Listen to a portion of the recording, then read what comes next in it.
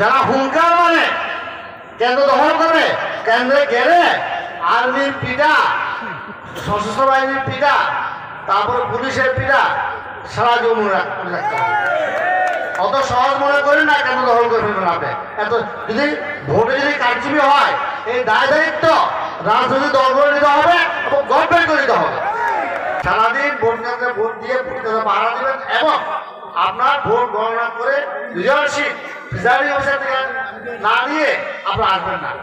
ভোটাররা ভোট দিল, এটা উনি করলেন। উনি সন্ত্রাস দেখে আনি, উনি সন্ত্রাসী কায়দায় আমাদেরকে দমিয়ে দেওয়ার চেষ্টা করলেন। কিন্তু আরে ভাই, আমি তো ভাঙবো, আমি তো মস্কাবো না। আমি ভেঙে দিতে পারি, কিন্তু আল্লাহ রহমতে মোদী মস্কাবে না। আমার প্রতিপক্ষ যে প্রার্থী আছেন, ওনার বাড়ি যেহেতু এই এলাকায় না, উনি মেঘনা, বাংসারামপুর, মুরাদনগর থেকে লোক ভাড়া করে আনতেছেন। এটা আমার কাছে খবর আছে।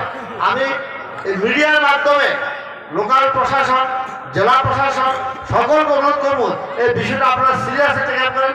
যত গোয়েন্দা বাহিনী আছে তাদের দিয়ে আপনারা ইনকোয়ারি করেন, দেখেন এই ধরনের ঘটনা ঘটছে কিনা। আপনাদের উন্নয়নের জন্য, আমাদের ছেলে মেয়েদের মাদকমুক্ত রাখার জন্য, ছেলে মেয়েদের উচ্চতর উন্নতর পড়াশোনা করার জন্য এবং ধান্দাবাজি, চাঁদাবাজি, টেন্ডারবাজি বন্ধ করার জন্য এবং কমিটি বাণিজ্য বন্ধ করে এখানে দলের নেতাদের কমিটিতে আনার জন্য, সার্বিক সমস্ত কিছু করার জন্য আমি আপনাদের খাদে হতে চাই।